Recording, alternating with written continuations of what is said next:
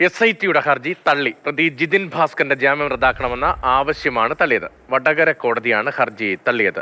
Rahul KV ആണ് വിവരങ്ങളുമായി ചേർന്നത്. രാഹുൽ, ഈ ഹഫ്രീദ് സ്ക്രീൻഷോട്ട് കേസിൽ നേരത്തെ ജിതിൻ ഭാസ്കർ അറസ്റ്റിലായിരുന്നു, പിന്നീട് ജാമ്യത്തിലിറങ്ങി. പക്ഷേ ജാമ്യത്തിലിറങ്ങിയ ശേഷം ജാമ്യവ്യവസ്ഥ ലംഘിച്ചു എന്ന് ചൂണ്ടിക്കാണിച്ചുകൊണ്ടായിരുന്നില്ലേ കോടതിയെ സമീപിച്ചത്? കോടതിയുടെ നിരീക്ഷണം എന്താണ്?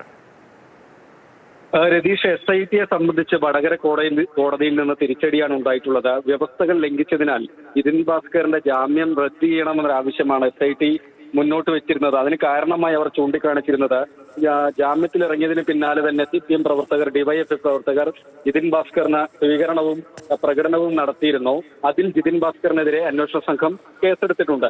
അതായത് മുദ്രാവാക്യം വിളി, അതുപോലെ ഗതാഗതം തടസ്സപ്പെടുത്തൽ ഉൾപ്പെടെയുള്ള വകുപ്പുകളാണ് അതിൽ ചുമത്തിയിരുന്നത്. അതായത് മറ്റ് കേസുകളിൽ ഉൾപ്പെടരുത് എന്ന വ്യവസ്ഥയോടുകൂടിയാണ് കോടതി നേരത്തെ ജിതിൻ ഭാസ്കറിന് ജാമ്യം അനുവദിച്ചിരുന്നത്. ഒപ്പം തന്നെ SIT അന്വേഷണത്തെ ചോദ്യം ചെയ്ത് അല്ലെങ്കിൽ വിമർശിച്ചുകൊണ്ടുള്ളൊരു സാമൂഹ്യ മാധ്യമ പോസ്റ്റും ജിതിൻ ഭാസ്കർ പങ്കുവച്ചിരുന്നു. ഇതും അടക്കം ചൂണ്ടിക്കാണിച്ചുകൊണ്ടാണ് ജാമ്യ വ്യവസ്ഥയുടെ ഗുരുതരമായ ലംഘനം ജിതിൻ ഭാസ്കരൻ നടത്തി, അതിനാൽ ജാമ്യം റദ്ദ് ചെയ്യണമെന്ന ആവശ്യം SIT ഹർജിയായി മുന്നോട്ട് വെച്ചിരുന്നത്. അതേസമയം തന്നെ ജിതിൻ ഭാസ്കറിന്റെ പ്രതിഭാഗം കോടതിയിൽ ചൂണ്ടിക്കാണിച്ചത് ജാമ്യം റദ്ദ് ചെയ്യിക്കണം എന്നുള്ളത് കൊണ്ട് മാത്രം ജിതിൻ ഭാസ്കറിനെതിരെ അന്വേഷണ സംഘം നിരവധി കേസുകൾ എടുക്കുന്നു എന്നതാണ്. ഇന്നലെ ഈ കേസിൽ വിശദമായി തന്നെ കോടതി വാദം കേട്ടിരുന്നു. പിന്നാലെ ഇന്ന് വിധി പറയുന്നതിനായി വെക്കുകയായിരുന്നു. അങ്ങനെയാണ് വടകര കോടതി ഏതായാലും SITയുടെ ആവശ്യം നിരാകരിച്ചിട്ടുള്ളത്.